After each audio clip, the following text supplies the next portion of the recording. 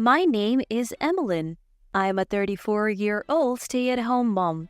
I live with my same-age husband, Reynolds, and our second-grade daughter, Wendy. After my father-in-law passed away due to illness a few years ago, we moved to a house near my mother-in-law's place, fearing she would be lonely on her own. It was my husband's idea, and since my parents lived nearby as well, it seemed convenient for visiting both families. I have two major concerns in my life. The first is my husband's constant affairs. Reynolds struggles to say no when women flirt with him, and he is easily distracted by new attractions. There were signs of this even when we were dating, but he had vowed to be faithful to me when he proposed. Perhaps it was my fault for choosing him, but I trusted him at that time. Nevertheless, he remained unchanged even after our marriage. Most of his infidelity was indirect, like exchanging messages, but we once nearly divorced due to his reckless behavior. During this crisis, Reynolds seemed genuinely remorseful. Considering my remaining feelings for him and our young daughter, I chose to rebuild our relationship rather than divorce. Still, whenever I see him glued to his phone, I can't help but suspect he is in contact with someone else. The second concern is the presence of my mother-in-law in the neighborhood. Since we moved here, she visits our home without notice whenever she has free time, nagging me relentlessly before she leaves. Initially, I figured she was lonely and tried to be understanding, but her behavior has escalated over time. By the time I realized how unreasonable she was, it was too late to do much about it. She would ruin the food I was preparing, criticize everything even down to the contents of my garbage bags, and generally do whatever she wanted. When I complained, Reynolds would just shrug it off with a silly grin. What's worse, mother-in-law always intervenes in our fights. Apparently, Reynolds would often complain to her, getting her on his side. When we argued about his infidelity in the past, she would side with him, saying, "No wonder he doesn't want to come home to a nagging wife like you." I was utterly shocked. Whenever mother-in-law attacks me, she always adds, "If only you had given birth to a boy." It's an outdated view that doesn't fit in today's world. I mean, how is that relevant right now? Every time she says that, I retort in my mind. After all, we're an ordinary family, and it's not like we're a prestigious family needing a male heir. I have to deal with my cheating, mother-obsessed husband and my mother-in-law who loves both her son and bullying her daughter-in-law. In this daily life filled with problems about the two of them, my daughter's smile is my only hope. I have thought about divorce numerous times, but as I'm currently unemployed and a full-time housewife, I worry about financial stability. Thinking about my growing daughter, I don't want to make her life harder. More importantly, I couldn't bear to take away her beloved father, so I have been unable to make the decision to divorce. One day, my daughter showed me a portrait she drew of me at school. In the picture, I was holding her hand and smiling. She's gotten quite good at drawing, I noticed. I smiled, feeling proud of my daughter's progress. Because of her, I can still keep going, as I stroked her head, saying, "Thank you." She grinned shyly. Then, on another regular day, while I was doing housework after seeing my husband and daughter off to work and school, my mother-in-law called. She had something for me and wanted me to come over to her house immediately. The call was demanding that I come to my mother-in-law's house immediately because she needed something. "Why don't you get what you need as you usually do, Mom?" By this point, I had developed some resistance to my mother-in-law's unreasonable demands and could retort back if she threw a word or two my way. "Well, summoning an old woman like me, what a cold-hearted daughter-in-law you are." As expected, my mother-in-law raised her voice very dramatically. I let out a sigh. Looking out the window, the outside was gloomy and dark. It looked like it was about to rain any moment. All right, I'll head over there in a bit." Saying that nonchalantly, I ended the call. I wasn't sure what she needed, but I could easily imagine that it was some minor chore, like always, a burnt-out light bulb, a bathtub that needed cleaning. I sped up the folding of the laundry, changed into something more comfortable, and headed over to my mother-in-law's place. Upon arrival, I was greeted by my mother-in-law. "Took you long enough." However, she seemed unusually cheerful. Mom, do you have guests over?"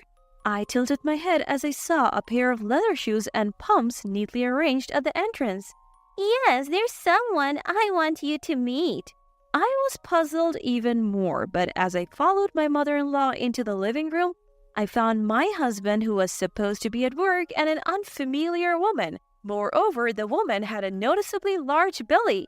Come on, have a seat. Prompted by my mother-in-law, I sat down. I thought you were at work? Bypassing the woman for the moment, my husband scratched his cheek awkwardly as I addressed him. I took a paid day off. I have something I need to talk to you about today, and I asked Mom for help. Is it about this lady? As I glanced at her, the woman was peeling an orange with a calm expression and munching on it. In contrast, my husband paled, trembled, and bowed his head deeply. I got her pregnant. She's due in 3 months, and she says she wants to keep the baby, so I want a divorce. When I saw the woman's belly, I had more or less guessed. I couldn't bring myself to tell you, and while I was procrastinating, her belly kept growing. Saying that, my husband pathetically apologized and asked for a divorce. I let out a big sigh. Who was that apology for? It was an apology to push through his own demands, not an apology to me. Knowing that, I couldn't hold back the sadness that welled up inside me. Were you not thinking about Wendy? How could you interact with Wendy while you were having an affair? This was something I had said to my husband when we were in a terrible state due to his previous affair. But I told you to think about Wendy, not me. If you ever feel like having an affair again, didn't I? My husband adored our daughter. That's why I cried and told him that his affair would not only hurt me, but also our beloved daughter, but it seems it didn't deter him at all. This isn't an affair, it's real love. A gentle voice interrupted the conversation between my husband and me. The woman he cheated with was looking at us with a calm smile. Reynolds always told me that he loved me more than his wife and daughter. That's why I could get pregnant with a boy that his mother desired as a symbol of our love. Saying that, she smiled, and while saying right, she stroked her belly. Her audacity was so outrageous that I was more flabbergasted than angry. I couldn't believe he dared to say something like that in this situation. Then, my silent mother-in-law decided to speak up. Well, unlike you, Marcia is young, gentle, and kind-hearted. I completely support your divorce. Turns out, the mistress's name was Marcia. I would think a kind-hearted young lady wouldn't go getting herself pregnant with a married man's child. I muttered this under my breath, and my mother-in-law glared at me in irritation. Enough out of you. You're done here. You only give birth to girls, so just get divorced and leave quickly. My mother-in-law, shooing me away with a wave of her hand, shouted at me. My husband wouldn't meet my eyes, and Marcia stroked her pregnant belly with a victorious grin. I understand about the divorce. I will take care of Wendy.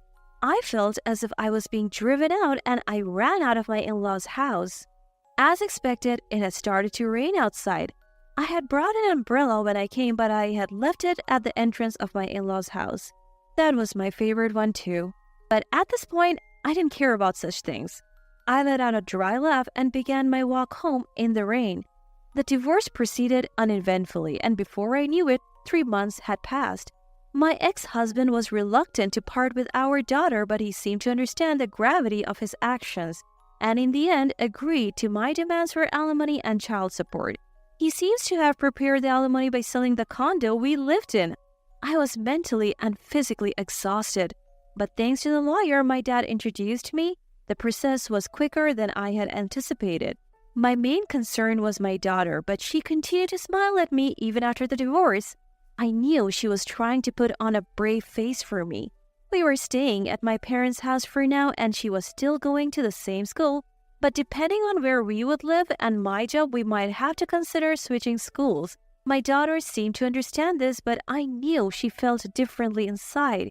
There is nothing more heartbreaking than seeing your child suffer because of a parent's selfish actions. I spent my days looking for a new home and a job within my daughter's school district, trying my best to keep her from feeling lonely. That's when I received a call from my ex-husband. I had left him my contact information in case of issues regarding child support. Depending on the matter, I was planning to hang up on him, but I answered the call. As soon as I picked up, he started panicking. The color of our baby's eyes. I was taken aback by the abruptness of his statement. We agreed you wouldn't contact me unless it's about child support or something necessary. I tried to reply calmly.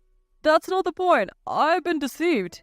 I could have ignored him and hung up, but I was curious about what he was talking about, so I decided to listen. The baby that was born has black eyes and black hair too. To make a long story short, Marcia had apparently given birth recently, but it seemed that the baby's lineage was definitely not American. By the way, it seemed that the baby was indeed a boy. I had heard that he had married Marcia immediately after our divorce, and I had to restrain myself from laughing. Marcia was seeing multiple men besides me. One of them was apparently Japanese. I can't believe it. My ex-husband was expressing his anger as if he were the victim. Continuing, he vented out his frustrations. This is a scam. When I threatened to sue, they said they picked me because I seem to have the most money. Can you believe it? It's too much. Neither my ex-husband, his mother, nor the woman who gave birth herself probably ever imagined it would come to this. But ultimately, it's karma. So I have no sympathy. What, you're saying this? At my words, my ex-husband is clearly taken aback, and I can't help but smirk. Did this man think I was going to console him? Well, cheaters don't belong together, don't they? What does it matter if their eyes are black? It's undoubtedly the boy your dear mother wished for. At my words, my ex-husband is visibly shaken. But I'm planning to break up with Marcia. I was hoping we could get back together. I hold my head in my hands as my ex-husband stammers out a request for a remarriage. Mom also thinks it would be a good idea. At this unwarranted addition, my anger explodes. I hope you live happily with your wife, who is just like your dear mother and your cute black-haired, black-eyed baby. By the way, it seems you have forgotten, but if the baby was delivered safely, I'll be claiming damages for the affair from Marcia. Be prepared for that. I spit out those words, hang up the phone, and promptly switch off my mobile. I originally intended to wait until Marcia gave birth to demand damages out of consideration for the baby. This call let me know the baby has been born, so it's a good time. But at the same time, I feel a growing sense of danger at my ex-husband's suggestion for reconciliation. Until now, I have been looking for a place to live and work in this area to prevent my daughter from having to switch schools.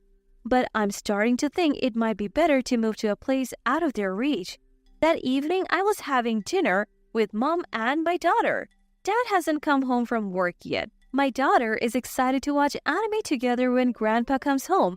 Even Mom is looking forward to it, saying, maybe Grandma should join in too. Our peaceful moment is abruptly interrupted by the sudden ringing of the intercom. Wondering who it could be at this hour, I peek at the screen to see my ex-husband and his mother. Wendy, stay with Grandma for a bit. I leave my daughter with Mom and open the front door, leaving the chain on. There is a loud click as the door opens forcefully. I'm glad I left the chain on.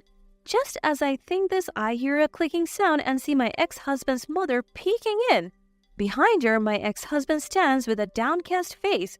Ray's offering to take you back and you turned him down? Ray is my ex-husband. His mother has been calling him that since he was a child, it seems. You don't have a chance of getting remarried with a child. Don't you understand Ray's kindness? Mind your own business. You have a new daughter-in-law who gave birth to your long-awaited grandson with black hair and black eyes. Get along with her. At my words, mother-in-law's face turned red. If I knew she was that kind of woman, I would have put up with you.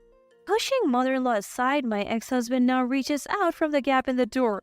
Emmeline, I truly regret what I did. I was deceived too. Let's build a happy family together this time. At the front door, my ex-husband rattled the doorknob, crying, pleading, while my irate ex-mother-in-law shouted at him. I was at a loss as to what to do in this bizarre situation, but then an unexpected person managed to silence them both. Dad, you guys always pick on Mom. I hate you. When I turned around, my daughter was standing there with tears in her eyes. Mom, running up from behind her, was trying to keep her away from the door. In Mom's hand was her smartphone. Your father and our lawyer are on their way over.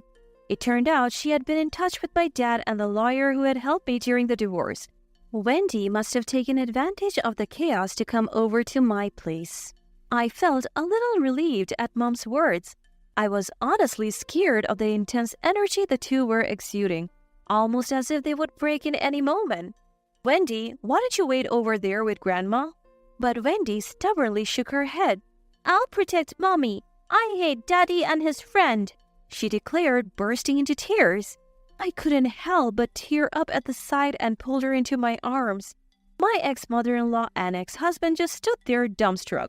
All of their prior aggression seemed to vanish, leaving their faces void of any life. Wendy's words had hit them hard. While all this was going on, Dad and the lawyer finally arrived, and to top it off, a police car showed up as well. It seems the neighbors had called the police. "Reynolds, your daughter will never be with you again. If you truly regret what you have done, then you know what you should be doing, and it's not this." I spoke up after Dad standing before my ex-husband and mother-in-law. "Please don't hurt Wendy anymore. I won't ever comply with your demands. I never want to be involved with you again." My words, followed by Dad's, seemed to hit them hard. They grimaced, nodded, and quietly got into the police car. The lawyer assured us, "I'll take stricter measures to ensure this never happens again." He would be dealing with the compensation for Marcia, my ex-husband's mistress, among other things. I deeply bowed my head in gratitude for his forthcoming assistance. I later heard that my ex-husband ended up divorcing Marcia and suing her. Marcia had apparently turned to the Japanese father of her baby for help. While he had accepted the baby, it turns out he already had a family and his wife forced Marcia to leave. Now, Marcia faces demands for compensation not only from me and my ex-husband, but also from the wife of her baby's father. I can't help but worry about her future and hope for the best for her child. My ex-husband and ex-mother-in-law are now the talk of the neighborhood, leading a miserable life together. My ex-husband has increased his overtime to pay the child support and remaining compensation, working like a horse but making sure to pay on time. As for me and Wendy, we have moved to a place where we have no connection with my ex-husband and his mother. Thanks to an old contact, I have found work again, and Wendy is enjoying her new school and making friends. I am determined to live a strong life. Looking forward to watching my daughter grow up. All right, everyone's presentations are done. Nick, the manager, said as he tried to move the discussion forward. Excuse me, I haven't. I recently found out something. Nick interrupted me and began to speak. There's apparently someone in this department who didn't graduate high school and is just a part-timer. Meetings should be for employees only. Absolutely right. His lackey, Mike, of course, agreed with Nick. I'm leaving. After leaving the meeting room, I started to shut down my computer. I noticed that an email had arrived, not in my personal inbox, but in the company's shared email. Thinking, there's no point in speaking up, no one will listen, I went home quietly. The next day, I heard a commotion from Nick's desk. He was staring at his computer screen, his face pale. Nick! Is something wrong? Mike looked at the screen with him. And he turned even paler than Nick. Why is he so angry? Knowing the reason for Mike's distress, I thought to myself, serves them right. My name is Adam. My mother passed away when I was in the 9th grade, and I was raised by my father. Well, you could hardly call it being raised. After my mother passed, my father changed. He drowned his sorrows in alcohol, and though he still went to work, he squandered our living expenses on horse racing. Because of that, I had to start working part-time as soon as I entered high school. Every month, I went to the convenience store with bills in hand that couldn't be auto-deducted from my father's account. Even though I endured it because I didn't want to be alone, I reached my limit in my second year of high school and dropped out. I found a live-in job at a distant inn. Thank you for everything. The day I left home, my father, still staring at the TV, spoke. Take care. That was our last conversation. Back then, 18 wasn't the age of majority, so I needed my father's permission to work, and I couldn't hide my place of employment. Yet, my father never visited me even once. I kept working just to survive, and before I knew it, I was 42. Years of hard work paid off, and I was transferred to the headquarters. I was thrilled to be recognized by the company, as I thought I'd be working in the field until retirement due to my lack of formal education. Listen up.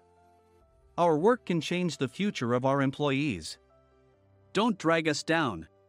On my first day after the transfer, Nick, dressed in an expensive suit, spoke sternly.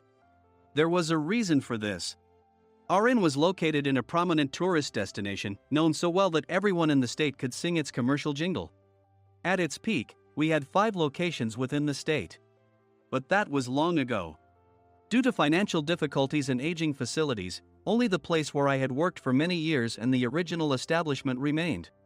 I was prepared to lose my job anytime, but now there was a glimmer of hope. With the rise of social media, the tourist area where the inn was located started gaining attention again.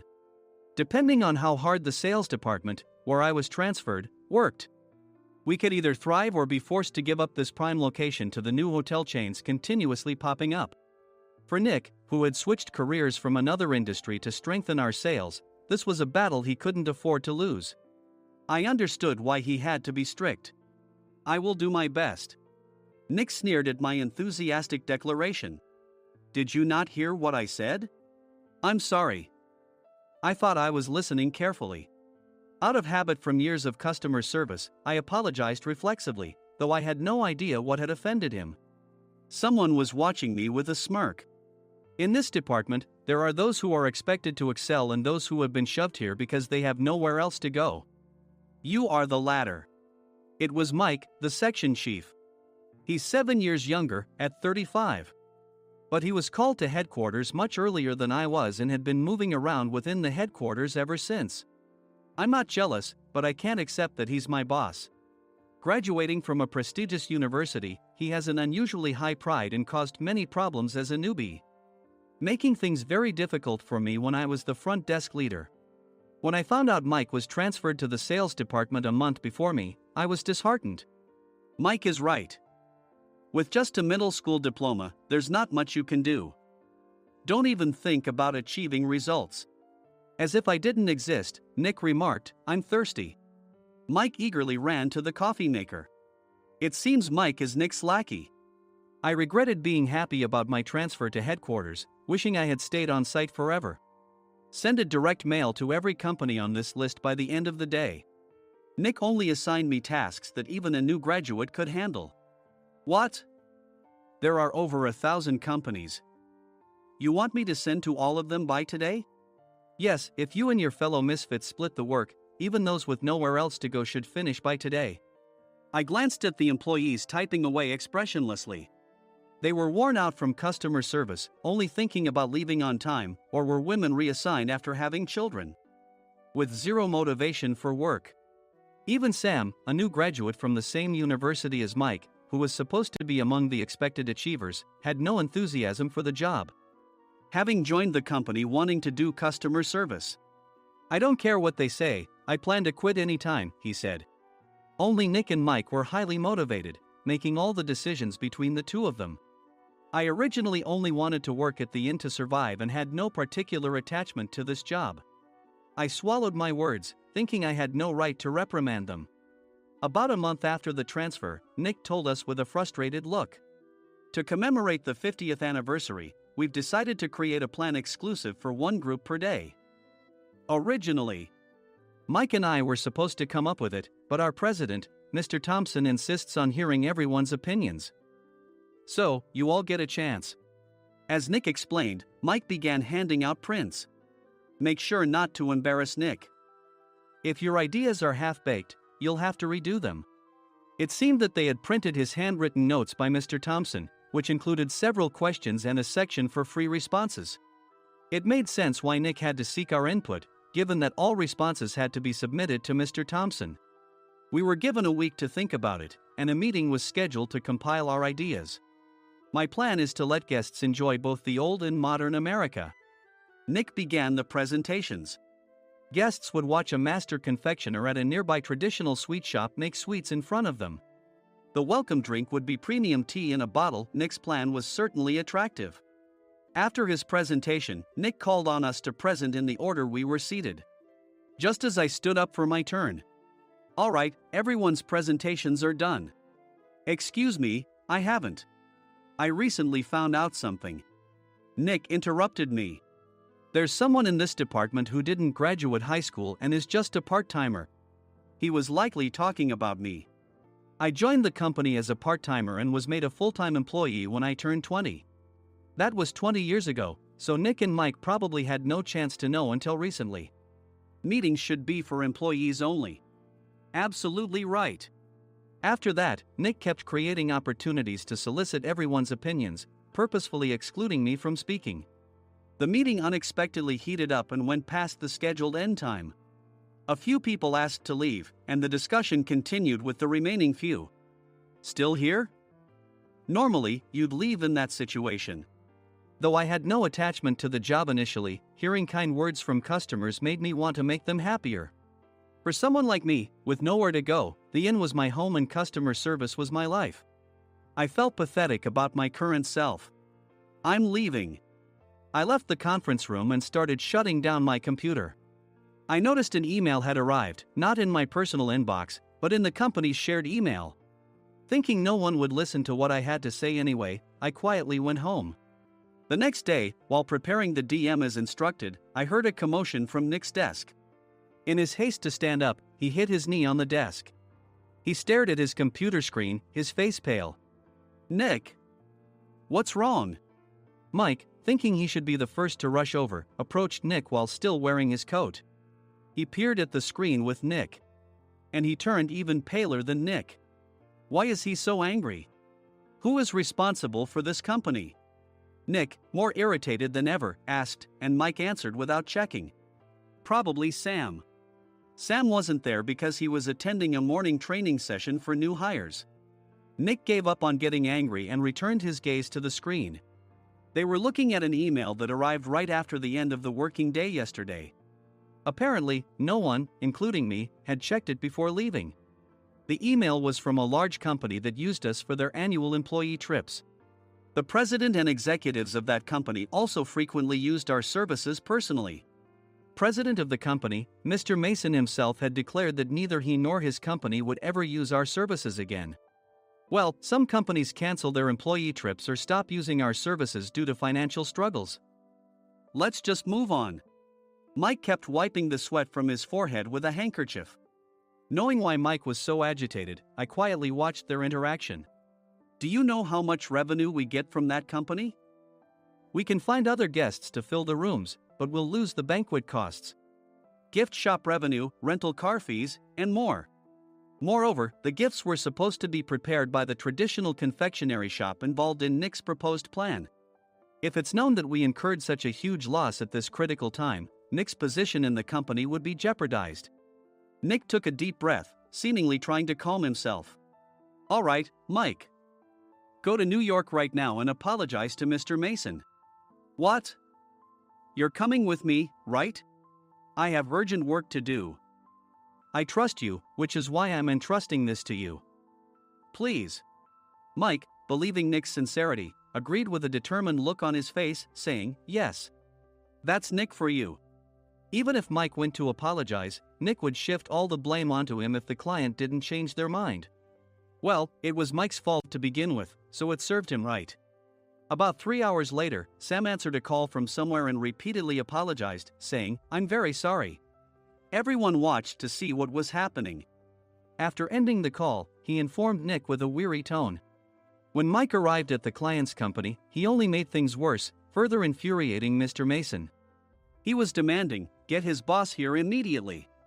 It was no wonder Sam was exhausted, dealing with such a call right after returning from training. What is that idiot doing? All right, Adam, you're coming with me. If sacrificing Mike didn't work, then I must be next. Normally, I'd want to refuse at all costs, but I saw an opportunity in this situation. If I can be of assistance, I'd be happy to join you. I immediately followed Nick, and we flew to New York. When we introduced ourselves at the reception, it became clear how serious the situation was, as the receptionist personally escorted us to the president's office. Angry voices leaked through the door, making both Nick and me uneasy. Excuse me. I'm Nick, the supervisor. I understand my subordinate has caused you trouble, and I deeply apologize. Nick, with his experience in the corporate world, knew enough to offer an apology before excuses. However, his customer service skills left much to be desired. I sighed as I saw Mike trembling like a small dog in the corner of the room. "What kind of training are you giving your subordinates?" Mr. Mason glared at Nick with a red face. The intensity of his gaze made even Nick take a step back. Regrettably, I joined this company only 2 years ago and was unaware of Mike's issues. I should have identified his shortcomings sooner. Indeed, I should have realized sooner. No sensible person would come to apologize and then give a lengthy presentation on the drawbacks of not using their in. Nick froze, his mouth slightly open. Suspecting the worst, I picked up the documents that had fallen to the floor. It seemed Mike hastily prepared these documents on the plane, listing the disadvantages. Disadvantage 1: if you change the venue for the company trip, employees might suspect it's for cost-cutting reasons, leading to a negative impression. Reading it aloud half-jokingly, Nick snatched the papers from my hand and checked the contents with a furious expression. Among the stack of documents was a receipt from a nearby convenience store's copy machine. I felt a pang of dread, hoping he hadn't shown the receipt as well. What do you think he said when I asked what kind of nerve he had to do this? I'm very sorry. Faced with the dire situation, Nick must have thought there was nothing left to do but apologize. In a voice smaller than I'd ever heard from him, he uttered words of apology. He said, "I'm a Harvard graduate. I don't believe I said anything wrong." "Mike, what have you done?" Forgetting his plan to pin the blame on Mike, Nick yelled loudly, even in front of Mr. Mason. "I didn't do anything wrong." "You're still saying that? Look at him." Mike pointed at me with a shaking hand. "I was assigned to headquarters in my 20s and now I'm a section chief. This guy only made it to headquarters at 42. Everything I've done proves I was right. So why are we losing the contract?" Having said his piece, Mike collapsed to the floor. "Of course. You were sent there because you had nowhere else to go." Mike never expected to hear such words from someone he looked down upon. He lunged at me, and Nick hurriedly stepped in to stop him. "Mr. Thompson told me Mike is a quick thinker, and to take good care of him." There's no way he was pushed aside. "Don't make things worse here. He didn't say quick thinker, he said only quick-witted, didn't he?" I don't remember that part." I recalled the many troubles Mike caused when he was a newbie. When Mike was on the front line, his pride was so high that he never apologized to customers. Customer service, especially in our job, doesn't work alone. It brings both good and bad situations. If the front staff or housekeepers made mistakes, or the cleaning company didn't properly clean a room, one had to apologize to the customers regardless of personal fault.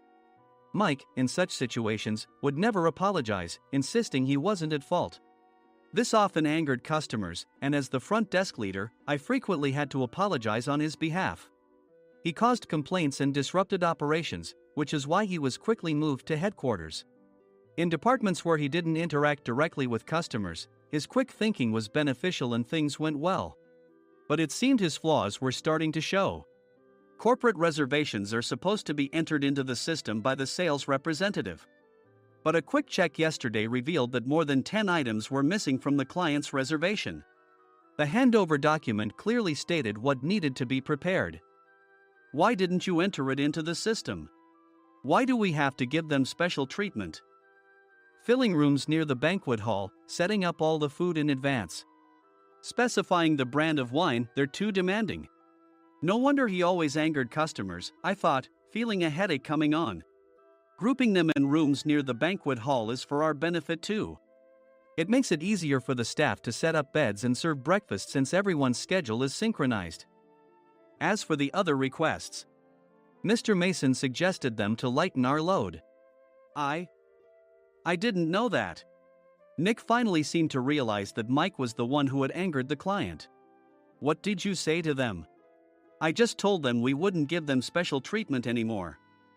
We shouldn't waste effort on things that don't bring in money. I was utterly exasperated at his lack of understanding of customer service. Of course, we shouldn't comply with unreasonable demands. But carrying over successful practices from past stays makes customers feel remembered and enhances their experience. Good memories encourage repeat visits. That's part of our job. I looked down at Mike, who was sitting on the floor. In our job, nothing is a waste. Mr. Thompson likely moved you to the sales department, hoping you'd finally understand this. How do you think he feels now that you've failed to meet his expectations? Mike, tears in his eyes, fled the president's office. I was amazed he still hadn't apologized. You have it tough, Adam. It's okay, we're all employees of the same company. I deeply apologize for this disrespectful incident. Especially after all the care you've shown us. If it weren't for you, Adam, I really would have stopped staying here. When I heard you were moving to the sales department, I was willing to reconsider if you handled it. Seeing us talk so amicably, Nick's face contorted. Do you two know each other? Adam's service is excellent. I always requested him specifically.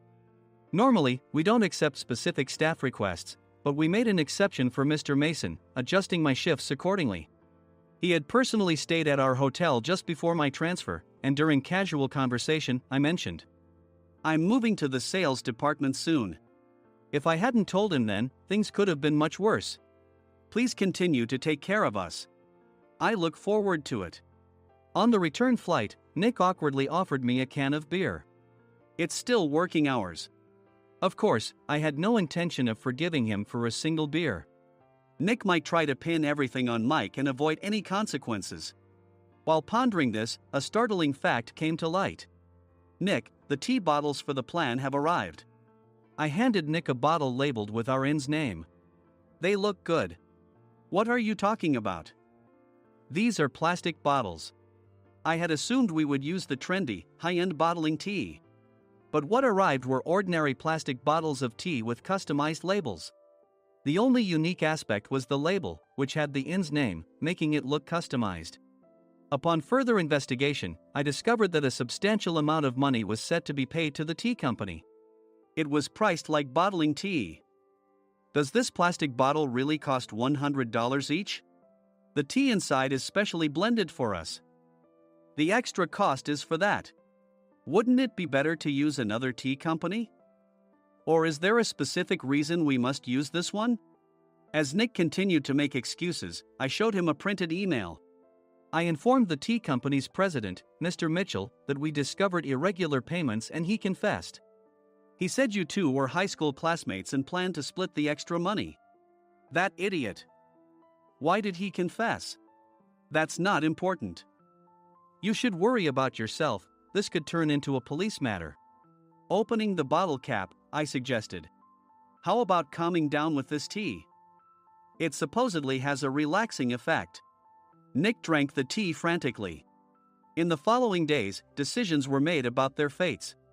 Mike was reassigned to the General Affairs Department, with no chance of transfer or promotion, as per Mr. Thompson's orders. As for Nick, since the payment to the tea company hadn't yet been made, he narrowly avoided legal trouble. Instead, he was encouraged to leave the company, and to avoid further complications, Nick submitted his resignation. Rumor has it that connections between HR departments have made it difficult for him to find new employment. Even though it was good to have those two gone, something unexpected happened in the sales department. Everyone became motivated and united in refining the 50th anniversary plan. In the end, my plan was adopted. We collaborated with the Tourist Information Center to provide personalized guides. The plan, tailored to the number of guests, was truly special for the 50th anniversary. Hey, is Adam's family coming to stay? I immediately booked that special plan for my family. Sam noticed it on the reservation list and quickly picked up on it. Yes, I'm inviting my father. That's great. I might invite my parents too. I lacked the courage to face my father just as Adam. But here, with the confidence Mr. Mason praised, I felt ready. The 50th anniversary plan was a perfect opportunity to reconnect with my father. I hoped to bring back the days when we could laugh together as we once did.